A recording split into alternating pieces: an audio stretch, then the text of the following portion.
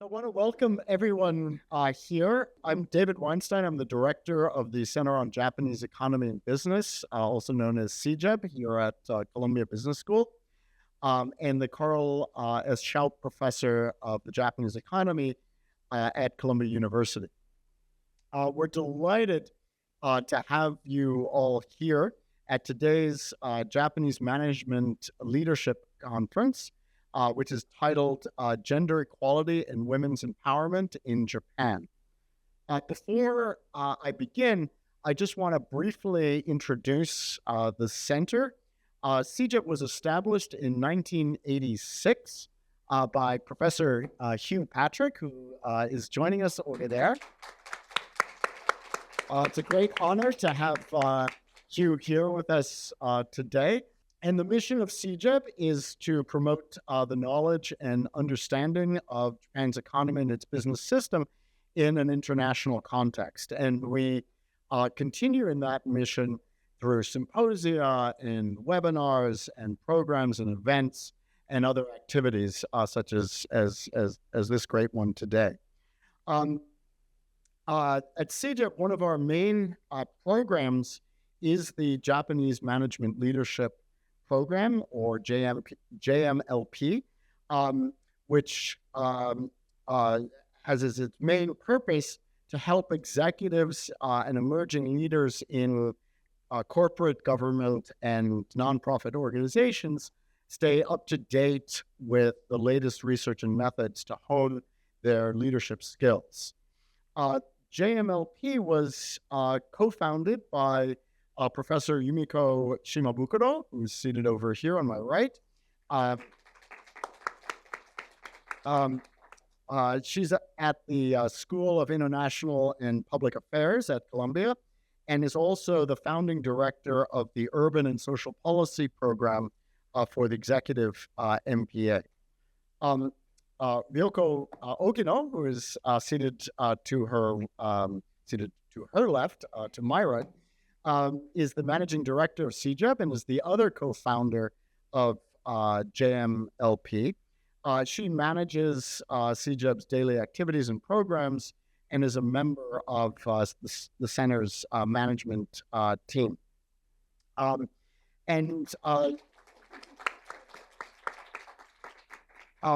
Through JMLP, she advises students and is now conducting research. One thing that I always like to emphasize when I talk about DEI and issues like that is that I think that when one considers the biggest challenges for the Japanese economy, DEI is the number one issue that Japan faces, and there's kind of a simple intuition for why it is so important for Japan. Over the last 50 years in the United States, we've learned that if you hire the best person for a job rather than the best man for a job, you tend to hire better people, and that raises efficiency. And so the issue that I think Japan faces is that although Japanese women work in numbers that are quite high internationally, when you look at the fraction of Japanese managers that are women, you see that Japan ranks relatively towards the bottom in the OECD. And so what that, I think, suggests is that there's a lot of talent that's not being used in Japan. And if you don't employ half of your labor force efficiently, well, you're not going to get the same standards of living that other countries are going to get. So I think that this is one of the number one. This is probably the number one structural reform that needs to happen in Japan. And I say that here, and I say that whenever I meet corporate leaders and politicians, etc. Let me come back to JMLP. I realize I've gone off script. So Ryoko and Yumiko are writing a book together called Rising Above Inequality, Global Lessons from Japanese Women in Leadership. And that's going to be, that's forthcoming from Columbia University Press.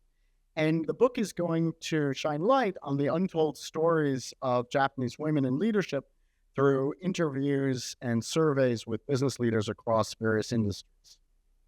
So before I give up the mic to Professor Shimabukuro, I also want to take a moment to thank our corporate and individual sponsors, who are listed in the booklet that you have. Events like this are not funded by Columbia Business School. They are funded by the center, and we survive on the kindness of our corporate and individual sponsors. And those gifts allow us to continue developing and delivering exceptional programming like this event today. So thank you very much. And Yumiko, please go ahead. Thank you so much, David, for the wonderful introduction. As he was recounting sort of the origins of this program within CJEB, I had a bit of a flashback because I come from one of the largest public policy schools in the world, and both as a student and faculty today.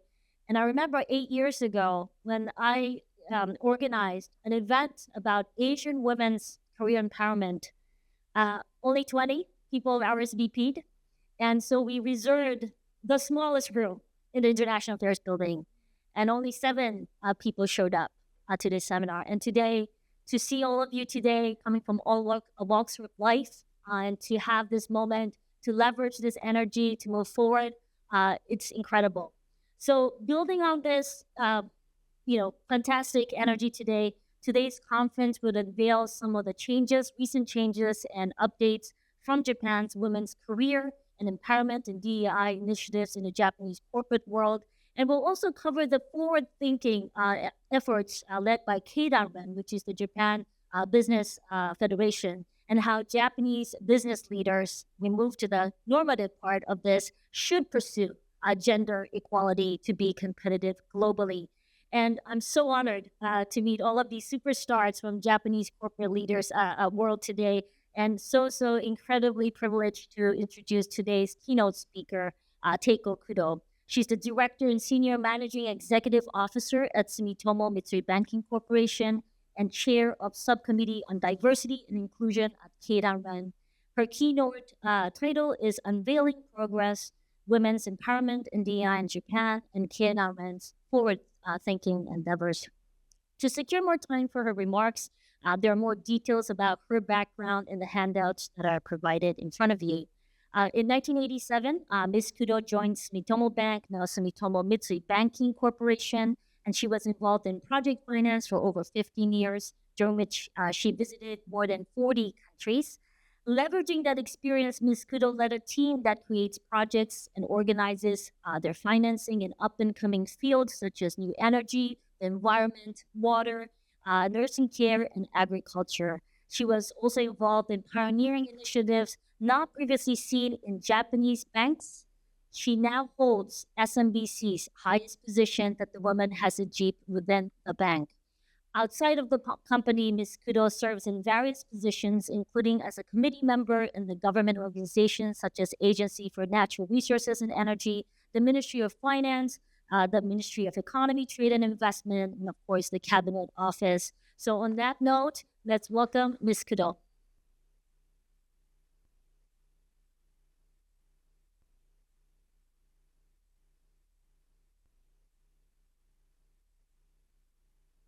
Thank you very much for your kind, warm introduction, Dr. Shimabukuro. Hi, everyone. Good evening. My name is Teiko Kudo. Thank you for making the time to meet us today. So Keidanren is Japan's largest comprehensive business association, consisting of more than 1,500 global companies as members. It established consensus in the business community on key domestic and internal issues and lobbies the Japanese government to resolve them. Keidanren has dispatched a mission to the United States consisting of female executives from globally recognized Japanese companies with the aim of exchanging opinion on the promotion of gender diversity, taking into consideration the actual situation and common challenges in both Japan and the United States. Today, I will talk about three main points. First, the current status of promoting women's empowerment in Japan. Second, Keidanren's efforts to promote women's empowerment. And third, some of SMBC Group's initiatives regarding these points. First, I would like to briefly summarize the situation with regard to gender diversity in Japan. Following the COVID-19 pandemic, the importance of diversity, equity, and inclusion, or DEI in short, has been highlighted on a global basis. In Japan, the government and the business community are working together to promote these concepts. For companies, women's empowerment and DEI are a source of innovation and are essential for sustainable growth. As such, Keidanren is playing its part by implementing a range of initiatives aimed at sparking innovation through greater diversity and enhancing the corporate value of its member companies by encouraging them to reform their business practices. Among the various issues to be addressed, the most symbolically significant is the promotion of women to decision-making positions. The number of female executives in Japan, Japanese listed companies, has increased by about 6.2 times over the past decade. The average ratio of female executives of Keidanren members listed on the Tokio Stock Exchange Prime Market currently stands at 14.1%. While this number is gradually increasing, we will continue working toward the Japanese government's goal of having women fill 30% of executive positions by 2030. The number of female workers in Japan has also increased by around 3.7 million from 2012 to 2022. If we look at the employment rate for women, Japan now ranks 14th among the 38 OECD nations. It actually ranks above the G7 average in the United States, so our efforts are bearing fruit. Meanwhile, if we turn our attention to the gender pay gap, another global issue, we can see the figure in Japan is 21.3%, a number that is much higher than the OECD average. We are taking action to close this pay gap, starting with the mandatory disclosure of relevant information. We are also witnessing growing moves to ensure diversity in Japan's private sector. For example, the corporate governance code is being revised to ensure corporate diversity, including promotion of women's empowerment, and investors modifying their voting policies. That's all I would like to say about the current status of promoting women's empowerment in Japan. Now, let me move on to Keidanren's efforts to promote women's empowerment. I would like to briefly share with you some of Keidanren's initiatives. The first initiative is a challenge to 30% by 2030. In 2020, Keidanren set a target of increasing the ratio of female executives in Japanese companies to a minimum of 30% by 2030. We launched a movement that companies can join to show their commitment to proactively working toward this target. We currently have support of 224 companies, and we will continue to strengthen the movement by further expanding our support base. The second initiative is activities of Keidanren's Women's Executive Network. The network supports female executives in member companies and offers mentorship programs where business leaders are the mentors, as well as all-female networking programs. Keidanren is also undertaking efforts to train future female candidates for executive positions.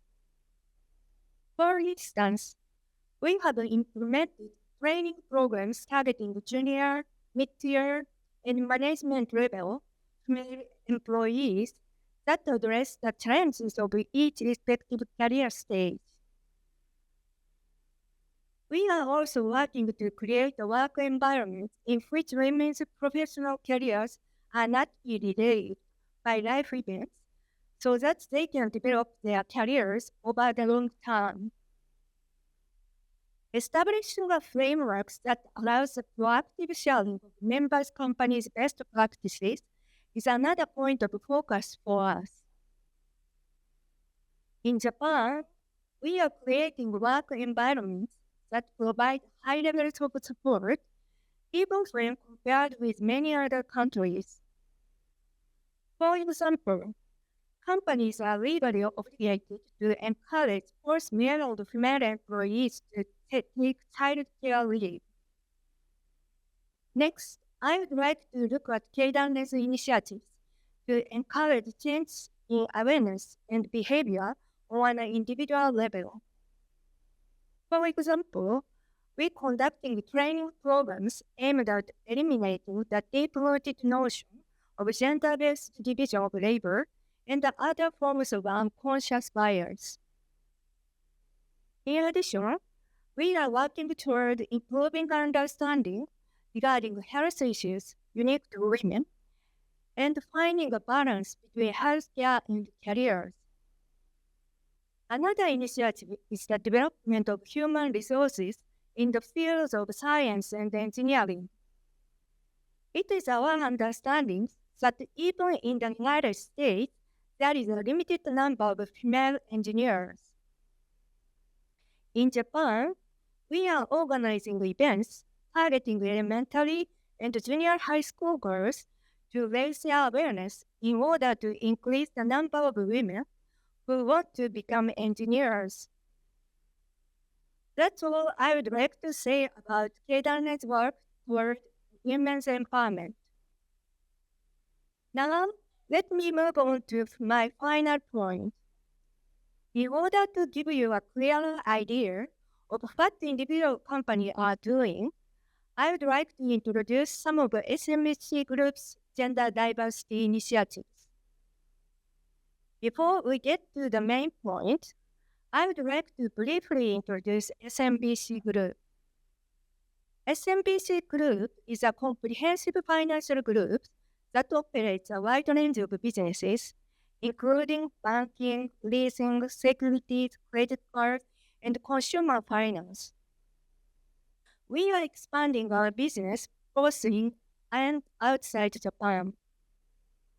In the Americas, SMBC Group currently has more than 5,000 employees. In the United States, our commercial bank has been in business for more than 100 years, as we opened our San Francisco office in 1916. We are developing our business in the United States mainly in the wholesale sector. In particular, we have secured a leading position in project finance. Furthermore, last year, we launched a digital bank specializing in online services, expanding our business into the retail sector. SMBC believes that our greatest management resources is our employees. We aim to become an innovative organization with diverse perspectives by providing fair opportunities tailored to each individual's situation. This ensures that employees with diverse backgrounds can respect each other and demonstrate their ability and individuality, regardless of nationality, age, gender, sexual orientation or gender identity, religion, and disability. In the new midterm management plan that started this fiscal year, AEI is a priority issue, and we will focus on promoting it throughout the group as a growth strategy. We believe that women, who make up about half of our talent pool, will be driving force behind the future growth of SMBC Group. As such, we are actively working to realize the further empowerment of women. For example, in order to develop the next generation of female executive candidates and diversify the pool of decision makers, we are hiring diverse personnel and supporting strategic career development from an early stage. In particular, for mid-level managers who are candidates for the next generation of leaders, we provide comprehensive training.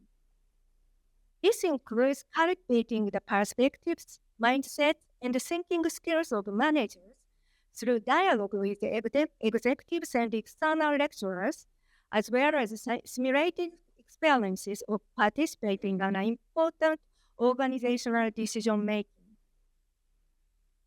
We also have established systems to support the work-life balance of employees, such as a system that allows employees to select or change their work location according to their life stage, and a system that allows employees to take a level of absence due to a spouse's transfer or a decision to study abroad. In particular, we are working to enhance the leave system so that the employees can participate in their children's school events and respond to sudden illness. As part of our efforts to promote women's empowerment, we also hope to achieve a 100% male child care leave utilization rate and want eligible male employees to take 30 or more days of child care leave. In addition to these internal measures, we are also making an external commitment to promote women's empowerment through our endorsement of international alliances such as 30% Club Japan and G20 Empower. The result of these efforts are being reflected in quantitative terms. The ratio of female managers in SMBC Group has been increasing year by year, reaching 19.1% at the end of fiscal year 2022, and the number of female executives increased by 8 from last year to a total of 30. These efforts have also been recognized by the government and external organizations. Shares of SMFG, our holding company, have been selected as a component of the Bloomberg Gender Equity Index. This index evaluates companies' attitude toward gender equality. SMBC Group has set a goal of increasing the ratio of women in managerial positions to 25% in 2025 and 30% in 2030. We will accelerate our efforts to further promote the empowerment of women and to expand the diversity of our decision makers. That brings me to the end of my presentation on Unveiling Progress, Women's Empowerment and DEI in Japan, and Keidanren's World Thinking Endeavors. I hope I have provided you with a clear update on the current situation in Japan and shown you that we can increase the female workforce through continuous efforts to create a work environment which matches employees' circumstances. It's beneficial for governments and companies to promote women's empowerment from a top-down approach. However, we must be cautious not to make such efforts a mere numbers game. The goal of promoting women's empowerment is to create a better society. It's not enough for women to be present. We must take the initiative to speak out and act to bring about social changes. Thank you for your attention. What an uplifting but also very strong message towards the end that kind of grounds us and centers back to this continuous, cumulative effort for this very important initiatives to move forward. Let me start off by asking three interrelated questions. The first being, in your opinion, what do you believe is the main obstacle behind this gender inequality gap in Japan? And the flip side of this is, what do you think is the biggest force for change, for significant change? And even looking forward to this, thereafter implementation, what might a successful DEI initiative in Japan might look like? Thank you for your question. I believe that one of the major impediments to gender equality in Japan is a deeply ingrained gender role consciousness and strong unconscious bias. Example of the impact of gender role consciousness include women spending considerably more time on unpaid labor, such as housework and childcare, and women being less likely to be assigned to key projects within a company compared to men. So to overcome this situation, I believe it is crucial for men to have the same experiences and perspectives as women. For instance, men should take leave of absence to participate in childcare just as women do, in order to truly comprehend the burden of childcare. Also, we should assign more women to key projects, thereby providing more opportunities for men to work alongside women. This will bring us closer to our goal of gender equality by overcoming unconscious bias. In fact, some of SMBC Group's male employees have said that taking long-term childcare leave helps them to understand how difficult it is for women to take on childcare duties alone and to balance work with childcare. Gender roles and unconscious bias based on those roles are not only possessed by men, but also by women themselves. So it is necessary for women to change their mindset so that they do not make choices based on their own gender. So, and also yesterday, we had a meaningful discussion with the United Nations, UN Women, in this mission group. So during the discussion, a representative from UN Women commented that it is not enough to just eliminate the unconscious bias. It is important for society and companies to consciously take action, such as placing women in high positions and adding them to key teams. I was reminded of the importance of those. On a different note, it was shocking to hear that gender equality at the leadership level is lagging, and at the current pace, it will take another 300 years to achieve equality. So we need to be strongly aware of the need to utilize women and place them in leadership position. So there are many other issues that need to be overcome in order to achieve gender equality, such as women's health issues.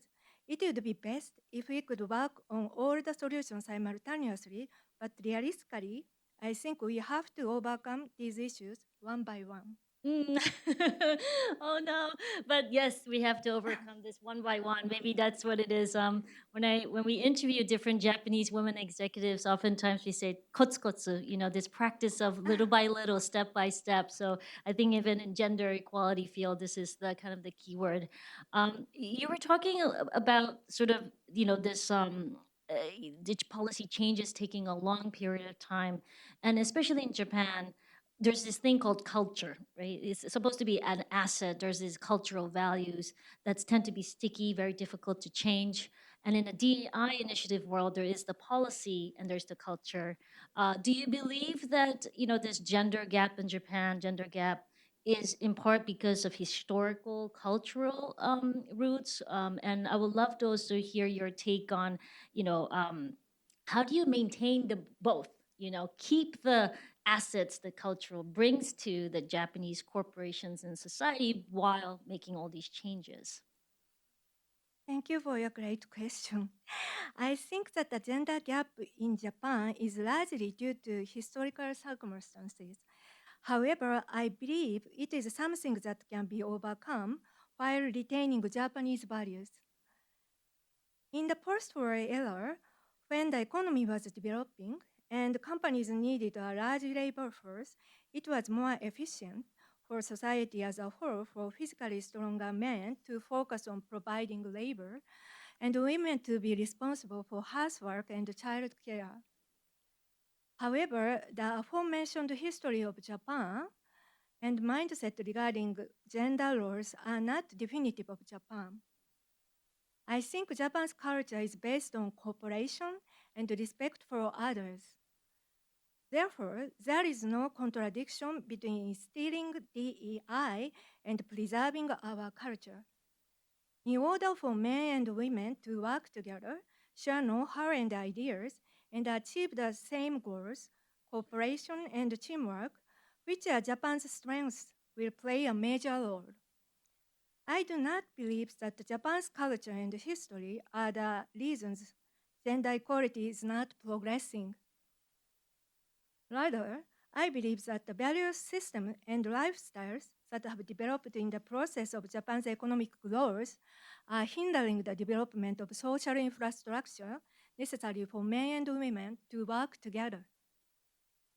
To this end, I believe that it is necessary for Japanese politicians, business leaders, and even individual citizens to change their mindset to accelerate effort by the government and private sector.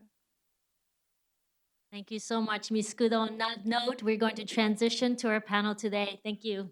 Thank you. Hello, everyone. My name is Ryoko Ogino. I'm the managing director and a co-founder of the Japanese Management Leadership Program here at CJAB. It's so nice to meet you all. Thank you so much. So next, we'll go to the panel discussion session of the conference. So it's my honor and privilege to introduce our wonderful panelists and the panel's equally wonderful moderator. So I was so fortunate to interview most of them in Japan last summer. So it is my true dream come true to have them all here at Columbia tonight. I'm really emotional and I'm so happy. First, I would like to introduce Jun Taneie, Executive Vice President, Chief DEI Officer at ANA Holdings. Thank you, Ogino-san, and good evening to you all. I'm Jun Taneie from ANA Holdings, and first, I'd like to thank Professor Weinstein and members of CJEB for having us today at this inspiring event. And I'm so excited to share ANA's initiatives on DEI and gender parity. I'll start from a brief introduction of ANA and move on to our efforts of DEI and conclude with outcomes. As you are all aware, the aviation industry has experienced a significant crisis due to COVID-19. Before the pandemic, our annual revenue was slightly under 2 trillion yen, around $14 billion. But in 2020, 2/3 of our revenue vanished suddenly and leading to substantial losses. While the impact has extended multiple years, our performance has gradually recovered, and revenue outlook for this fiscal year is expected to reach pre-pandemic levels with profits exceeding those of 2019. Next slide, please. This slide shows the scale of ANA's route network with the external evaluations of our service. In terms of Japan domestic, we operate 143 routes across 60 airports, and for international, we serve 49 routes, 35 airports. Also, we achieved the 5-star ratings from Skytrax for 11 consecutive years for the consistently high quality of service. So when you are flying to Tokyo, please choose ANA. And next slide, please. So here now about DEI. First, let me introduce ANA Group DI Promise, announced by our former CEO Shinya Katanozaka in 2015. This promise served as a turning point in our group's DI action, as it emphasizes that DEI is not limited to specific attributes, but rather focuses on respecting the diversity of each individual and harnessing those differences as a strength within our organization. Next slide, please. So this is a bit busy slide, but this is the summary of our key actions regarding gender equality. Starting from the top, to make the actual changes happen, definitely the commitment of top management is crucial. And of course, we need specific action plans accompanied by KPIs, timeline, and accountability. The light blue section on the left focuses on our actions for female employees, not just discussing about the numbers like female manager ratio. We focus on implementing measures and action to expand the pipeline of talented women who can progress to the next step. Together with internal and external training, we offer flexible work arrangements and diverse career path options to develop our strong and sustainable talent pool. For those in mid to senior manager level, we provide sponsorship programs or stretch assignments like promoting one as the CEO of our subsidiaries to develop management skills and expand knowledge. In parallel with initiatives for women, we take actions for all employees, transforming work styles and corporate culture, supporting employee to maintain healthy and secure life, which you can see in actions that we maintained employment even under the pandemic. By combining actions targeting women and for all, we aim to achieve not only gender equality, but also our corporate vision and mission with the power of DEI in our organization. Next slide, please. So in regards to the share of women in senior management, our midterm goal is to exceed 30% as early as possible in 2020s. In ANA Holdings, the representation of female executives has increased from 5.3 in 2019 to 23.3 this year. Also, our efforts of gender equality have been rewarded by International Air Transport Association, IATA, and we received D&I Team Award in 2021 as the first airline in Asia. To move DI forward, there is no magical solution, but by collecting our experience and wisdom, I believe that we can make changes together since DEI is sustainable and desirable destination for us all. Thank you so much. Next is Mika Nabeshima.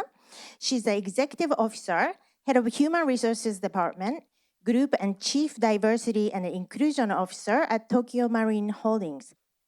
I'm Mika Nabeshima, the Chief Diversity and Inclusion Officer at Tokio Marine Group. Tokio Marine is the oldest property and casualty insurance company in Japan. It was established in 1879. We started out by providing marine, cargo, and hull insurance, hence the name Tokio Marine. As Japan started trading with foreign countries and undergoing industrialization and modernization of the Meiji era. We provide risk management solutions, including insurance products, loss prevention, and post-incident recovery services, as we all face ever-changing risks as individuals as well as enterprises. Risk management and insurance may not be fancy. However, it is an important social infrastructure, providing individuals and corporations peace of mind as they engage in their business or daily life. Tokio Marine Group has grown over the years, not just in Japan, but in the recent 20 years, expanded globally in order to diversify our risk portfolio. We have over 40,000 employees worldwide and do business in 46 countries and regions.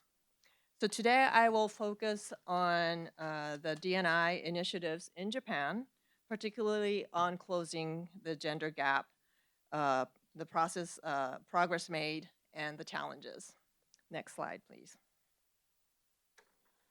So at Tokio Marine, diversity and inclusion is the center of our growth strategy, not just something that's the right thing to do. It gives us the competitive advantage to provide optimal solutions to the various issues faced by our customers around the world by leveraging our diversity. And by diversity, we mean diversity of skills, experience, and thought leadership.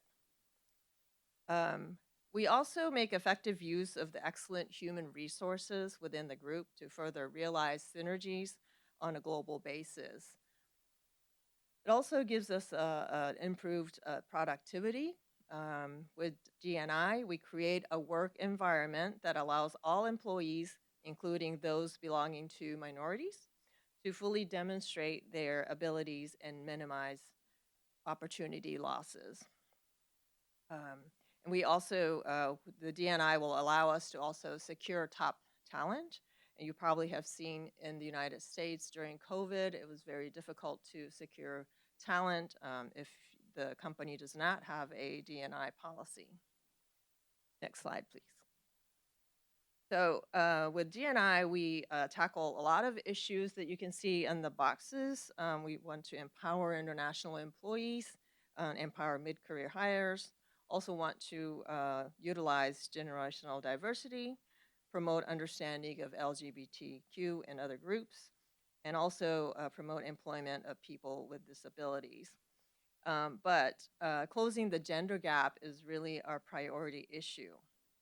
Generally in the insurance industry, but I'll speak for our group, most of our group companies, the female make up about 50% or more of our workforce. Globally, our ratio of female managers is above 35%. By region, US and Asia is over 50%, but Japan is lagging behind. We are at 11% at this point. And of course, we do promote diversity, but we must have a inclusive culture as a foundation. Next, please. Oh, I will mention that in the US, the manager level, we will have about 50% female managers. But when you look at the general managers or executive officers, board members, then the numbers do go down even in the United States. So that is why globally we do feel that gender gap is a priority issue for us. So now we'll talk about Tokio Marine and Ichido Fire Insurance, TMNF, which is our core company in Japan. So there are three main approaches. One is for the managers, people managers. We need to change their mindset and behavior. And the second approach is the female employees themselves. We need to give them more opportunities and support so that they can develop themselves. And as a company-wide initiative is really fostering an inclusive culture. So there's a top-down approach and the bottom-up approach as well.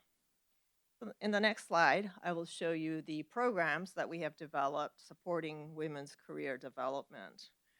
We've always had career development programs company-wide, but when we select the candidates to attend these programs, we tended to select male candidates.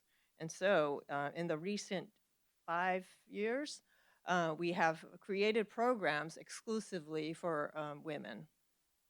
And they go by different levels. For assistant managers, we have basic leadership training, assistant manager 2. We have advanced leadership training for deputy manager, manager, and so on.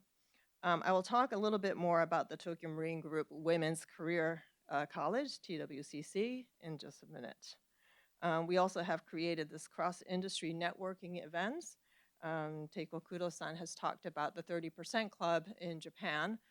We have a coalition of companies in Japan to really try to make social changes. Each company is really taking the initiative to change the diversity and inclusion initiatives within their own companies. But I think that Japan as a whole need to change. So we do have mentoring programs and so on. But next, go to the next one. So on the left, you'll see the Diversity and Inclusion Forum for officers and general managers. Through the forum, we encourage the officers and general managers to lead D&I initiatives as part of the company's growth strategy. They learn about and reflect on their own unconscious biases, and they commit to changing their own mindset and behavior. Now we offer this as an e-learning session to all employees. So on the right, you'll see the Tokio Marine Women's Career College. This was established in 2019. We've just concluded our 5th cohort last month, actually. It is a 6-month leadership program, and it is held on a Saturday, which is not a work day. But the women will commit to attending these workshops and network with women with similar issues, and they try to leap out of their comfort zone and build on their own career vision. So it is a safe place for learning and experiment, as well as networking for other women in the group. So lastly, in the next slide, I will show you where we are. So we have a quantitative target. First, in 2019, we set a target to reach 50% female at pre-manager level, which means the deputy manager and assistant managers.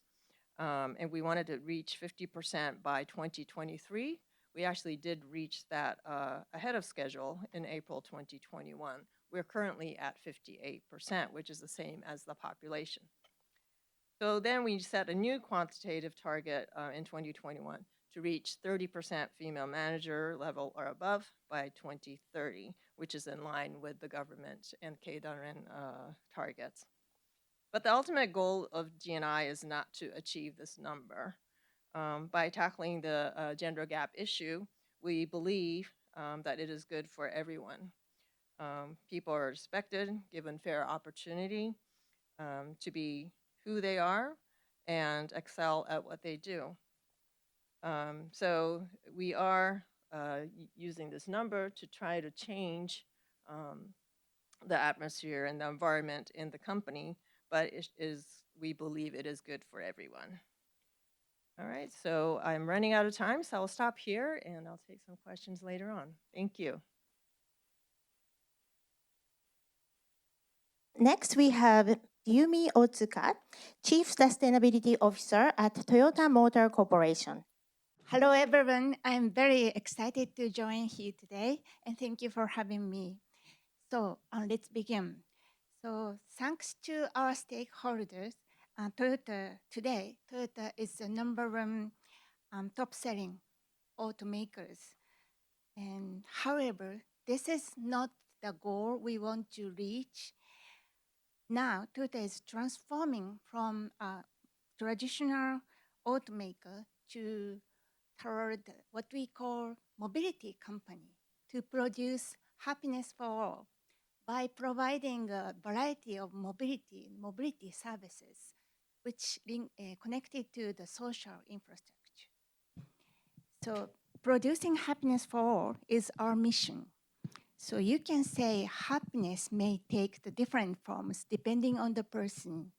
So to match the needs and preferences of each individual, we need to create and offer the diverse options. And to do so, we need to embrace the diverse workforce.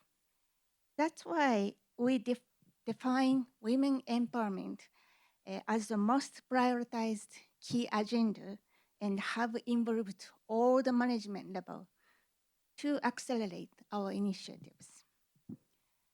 Next, please. Here you can see the status of women at Toyota.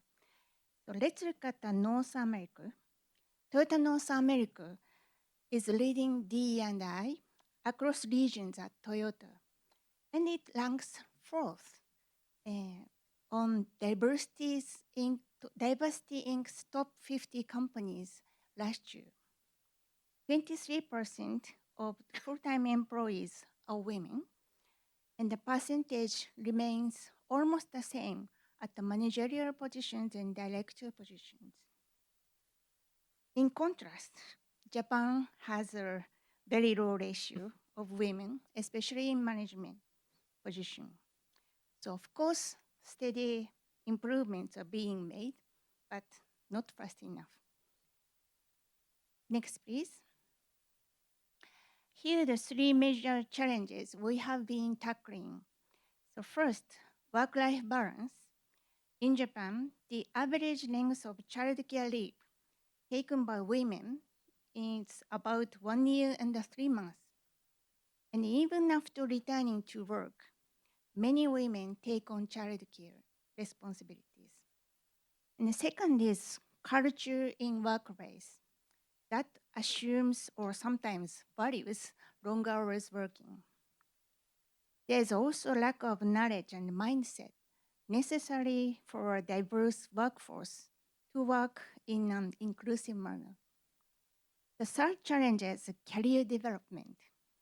Strategic women career development is underdeveloped. To tackle the first challenge, work-life balance, we have tried to develop a child-care-friendly working environment for years. So for example, in 2002, we set up an in-house daycare center for kids and also introduced flexible working rules, including work from home policy, which was rare at that time in Japan. In these years, also we have started encouraging men to take paternity leave. And the percentage of men taking paternity leaves is about 57% as of December 2023. And then we expect it will continue to rise.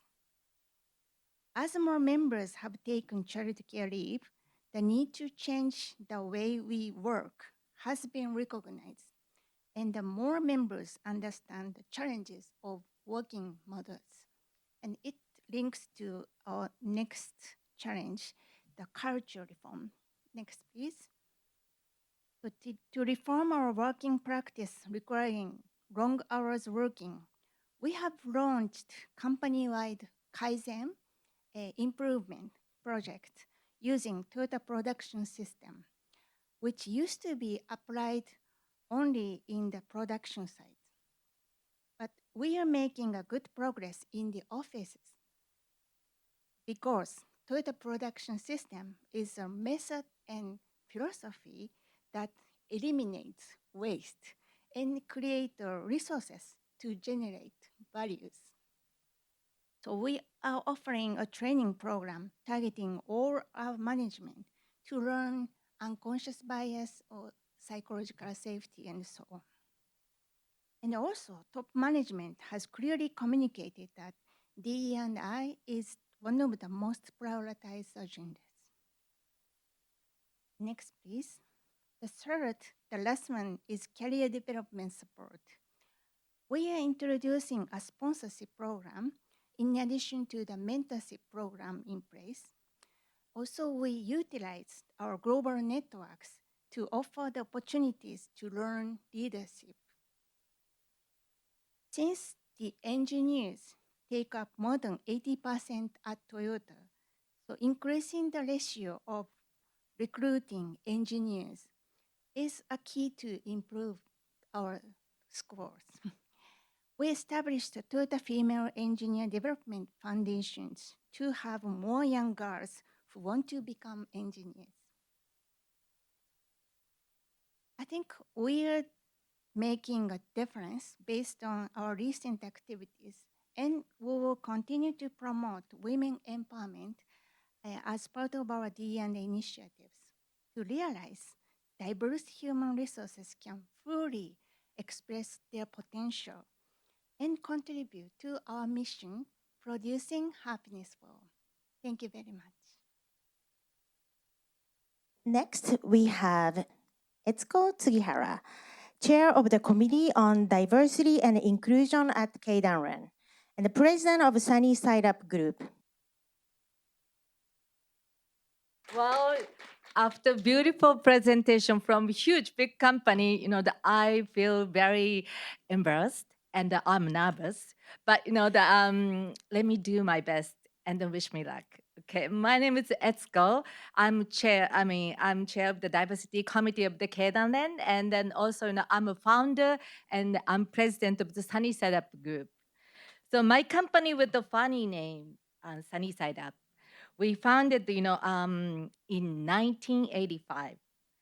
So we do marketing and then the branding work for the a variety company and then governments. So for more information, please visit our website. So as a PR professional, I want to change the world in my own way. So if people's minds change, their action will change. And if their action and behavior change, the world will change. So I believe in the power of communications. So today, we have a wonderful executive, female leaders of Japan's top companies. And then they have traveled a long, long journey to be here. So me too.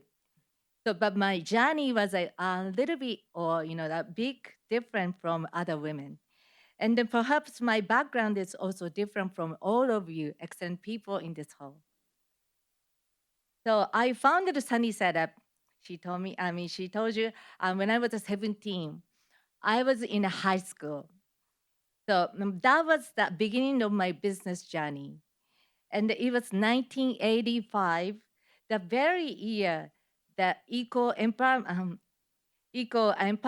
opportunity law was enacted. And then gender equality, inequality was prohibited by law in Japan. So still, at the time, the women compared the Christmas cake, and the Christmas cake beautifully displayed in showcase on the 24th and 25th.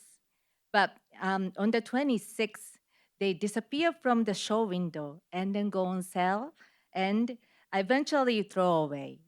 So in these days, it's not an acceptable joke. So next page. Still, my journey was exciting. I was young and it was such a small company, unknown company, but I was so happy to be part of society. So every day was busy, and the company grew little by little. So when the company was doing well, I became pregnant.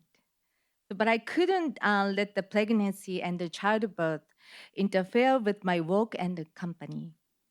So I worked until the day of the birth and then had a meeting at the hospital on the second day. And then I returned to the company and the office second week. So being single mother and raising two children and working as a president of the company was very hard work, but I was hooked. So I didn't want to look down upon by male society because I was a woman. And I thought I could be a role model for women by showing them how hard I worked. So, but there happened to be a big mistake. One day, a female employee who wanted to quit the company, and then she came to me saying, "It can't be like you." So I told her, "So no, don't worry. So I could do it. So you are still young and you're talent, and you could do it. You'll be fine." So and then she replied and saying, "No, no, no, no. Listen. So it's not that I can't be like you. So it's that I don't want to be like you." So I thought I was going to be a role model, but so many women follow her. So in leaving the company. So sorry, next page. So after finally, I realized my big mistake. So, and I started working on the number of the reform to make it a better place for women to work. So our journey, our company has decided developed many employee benefits and that are unique in Japan and are often talked about in media. So, and nowadays we have many other benefit programs for women. Okay, so next page. So maybe these measures are successful, and then little by little, and the number of the women leaving the company has decreased, and the company grew. So in 2008, the company went to public Tokyo Exchange. So now Sunny set up the ratio of female board member has exceeded 50%. Women executives are 44.7%. So Sunny side up is well above the Japanese average. So next page. Now I have another goal. So there's a 3,000 listed company in Japan, but the female president is less than 1%. And the founder is only a few. So this is also the harsh reality in Japan. So my journey is not over yet. It is too sad to see the society where the people that give up to something just because they are women. So it is a responsibility of our generation to create a women's society with the many choices. So, and one day, when the term gender diversity became the history, so I would like to my daughter to praise me, saying, "That's because women in your generations work very hard." So, thank you, mommy. I love you. But that's my dream. Thank you very much. Now we have another treat. Catherine Kobayashi from NHK World Japan will moderate the Q&A session. Thank you very much, Ms. Ogino. It is such an honor and inspiring, really, to be in the same room as these amazing women. Thank you so much for the fantastic presentations. I understand it takes a lot of time, thought, and effort to prepare such presentations. So thank you so much. I know you're all very, very busy. All right, in the interest of time, I'm going to go pretty quickly through the questions. Please feel free to take your time answering them. This first question is going to be to all the panelists. Let's first start with Ms. Jun Taneie. The question is, we've heard a lot of different ways just now in which DEI initiatives contribute to the well-being of women. How do these initiatives extend their benefits to others? Thank you. In Japan, the awareness of gender roles, such as women being responsible for housework and childcare, is rapidly fading. Not rapid enough, but it's fading.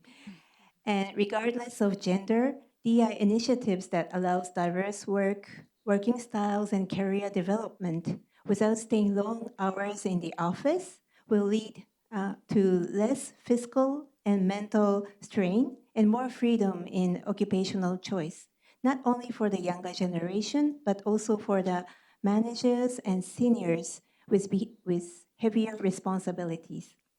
And at the same time, Japan is facing a decline birth rate and aging society, which means rapid decline in the working population.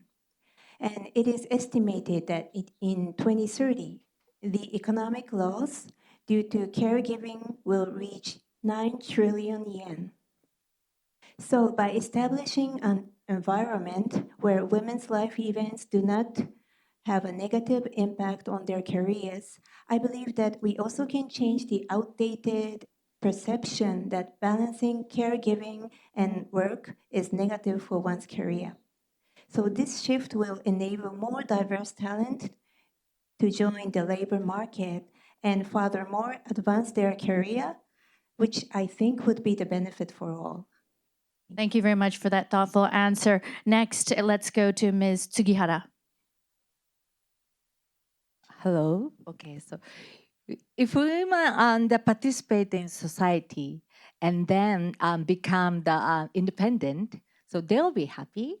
So if women is happy and men are happy, if men are happy, women are happy, and everybody's happy. So sorry for my stupid answer. So No, that's good. Producing happiness for all. That's what Yes. Ms. Otsuka mentioned earlier. All right, thank you. Same question to Ms. Nabeshima. Just going to repeat that for everybody. How do the initiatives we just heard about extend their benefits to others? Thank you. The ultimate goal of D&I is for everyone to feel that they can bring their own selves to workplace and to grow into their full potential. And also having the diverse opinion being reflected in decision-making process, we make better decisions, and that leads to growth. And I think that leads to individual growth. So it doesn't just benefit women, but it benefits everybody in the workplace. We do have aging society, I think also in the US, but very rapidly in Japan. And so less people are going to be taking care of the aging parents and aging people. But so the flexible working arrangements that was initially installed for childcare responsibilities, I think people are going to need that, not just for childcare, but taking care of your own selves, taking care of your parents, maybe taking care of your own illness or your family illness. So I think it is good for everybody. Thank you very much. And Ms. Otsuka. Yes, let me give a concrete example. So the female-led improvement Kaizen project called Anyone, Any Process was conducted in our plant in Poland. And then that was to make it easier for people with limited muscle strengths to work in production site. So this was appreciated by all the male workers, and moreover, as a result, a left-handed person made a proposal for improvement, saying that it had been difficult to perform the work procedure that was assumed for right-handers. So it means the project has created a psychological safety for men and making it easier for them to say they also have difficulties in work. So we always say promoting D&I is not caring the minority group, but also creating an environment in which everyone can contribute to the company. An inclusive environment, Yeah. all inclusive. Yes. Right. Okay, let's go to the next question. This is for Ms. Tsugihara and Ms. Otsuka. I have two questions for you, actually. The first one is, how can gender equality be improved in Japanese society? First, Ms. Tsugihara. as I mentioned earlier, so what Japan needs is women of our generation become the real role model. So we only live once and life is short. So we must enjoy our lives. So if we enjoy our life and are happy, so probably lots of young women and then young generation will follow us. So we must change ourselves. So that's really the important for Japan. So I think Japan really needs it.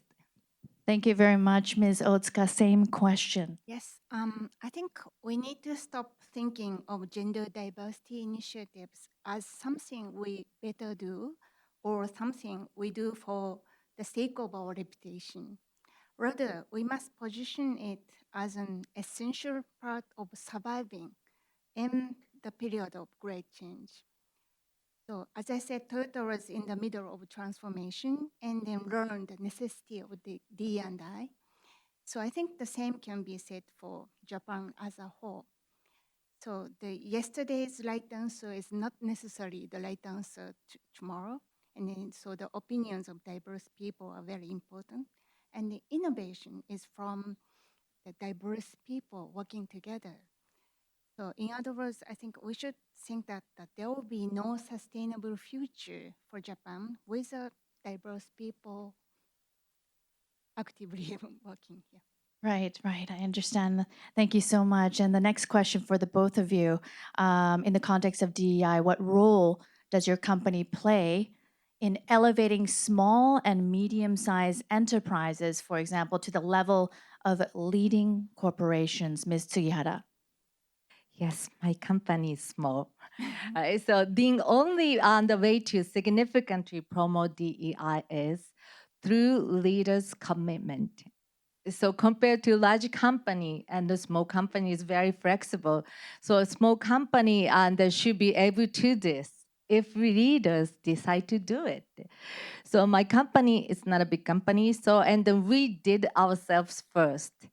And so and then my company is on the professional PR firm, so that's why we can make efforts and to let the society knows about it.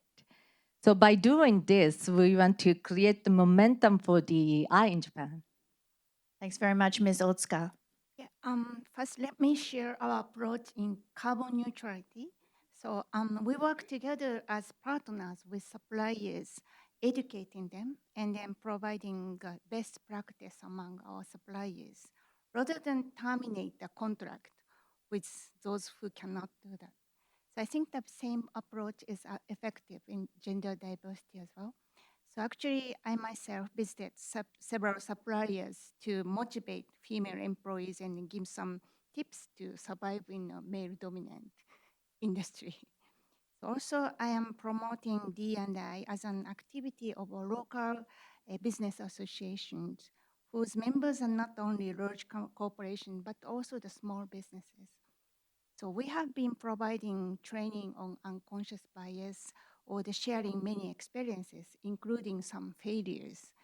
So I think the important thing is not to impose the way large companies do, but to provide support so that the activities can be tailored to the company's size and the phases of the initiatives. Thank you very much. My next question is, let's see, to Ms. Taneie and also to Ms. Nabeshima. So we're here at Columbia University, and I always love coming to this campus, actually.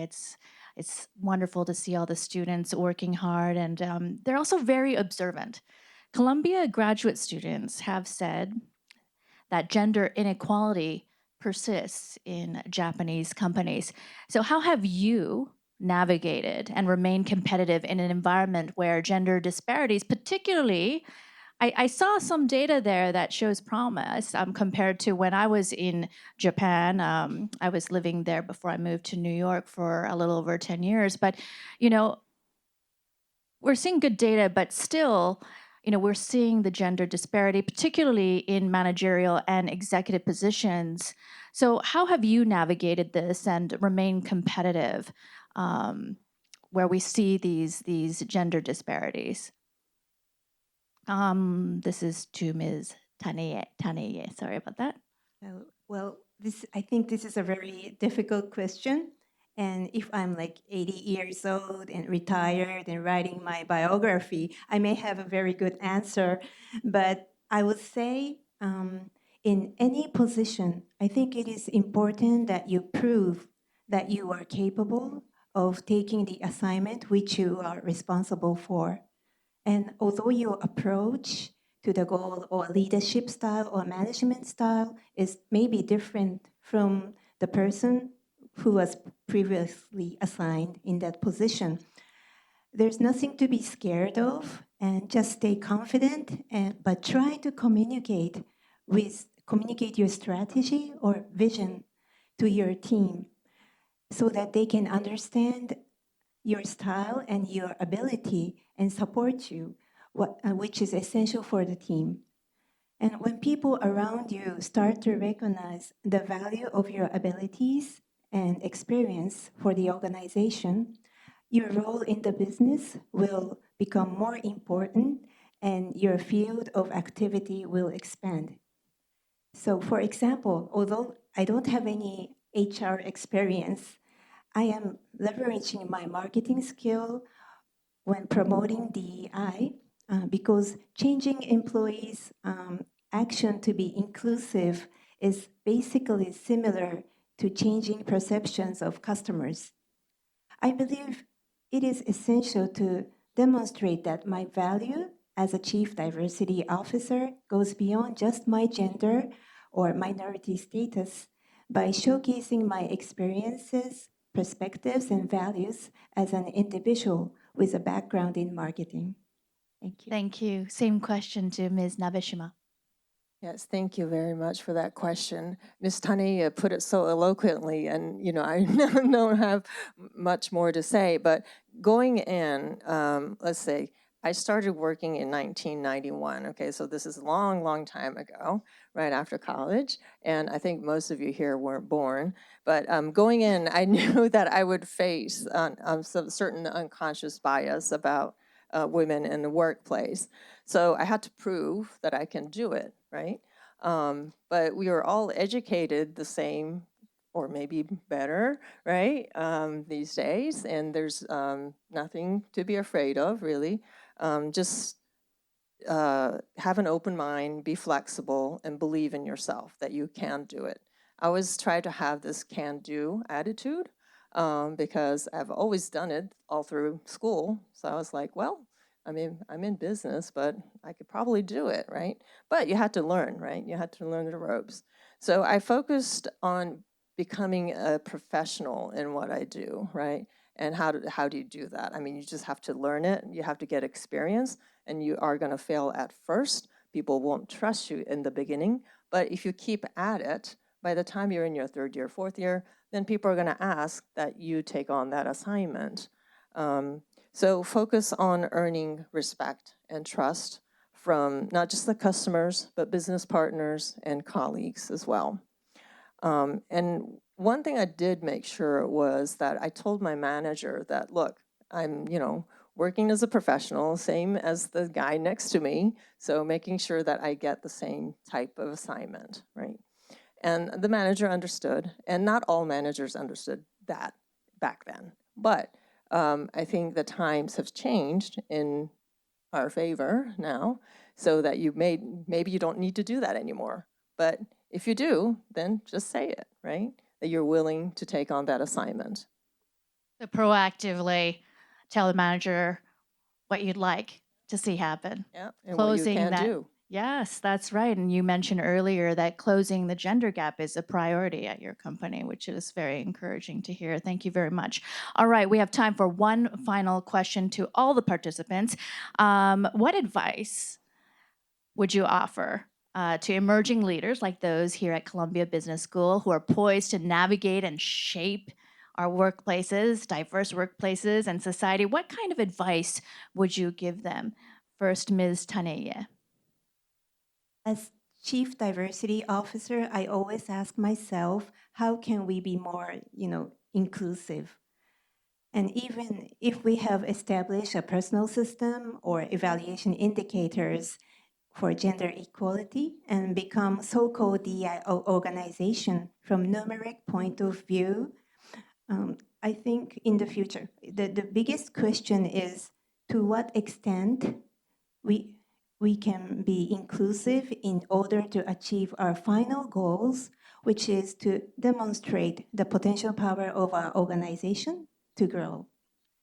So as one solution to this issue, what I've been doing is to talk directly with many and various employees in our group companies, along with surveys and data, to improve our DI actions. And this is because dialogue reveals the reality of the workplace, which you can never understand only from the figures. And it will be more difficult than ever to steer an organization while facing conflicting claims or indifference to DI, ESG, and gender parity, discrimination, and so on.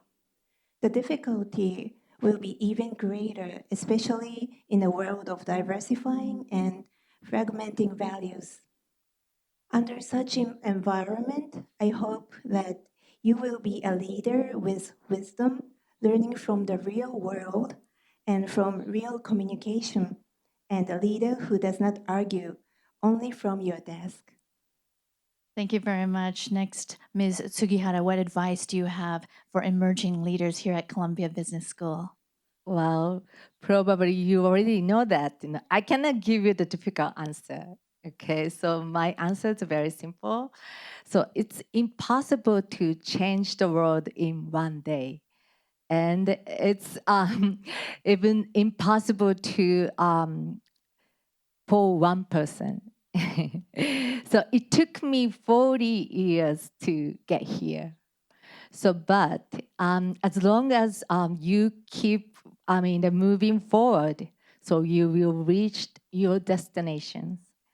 So let's work together. The day gender diversity, it's not even an issue anymore. Thank you. I believe, though, it was you, Ms. Tsugihara, earlier you said when our actions change, behaviors around us change. Yes. Yes, that's right. And also, we heard earlier from Ms. Kudo.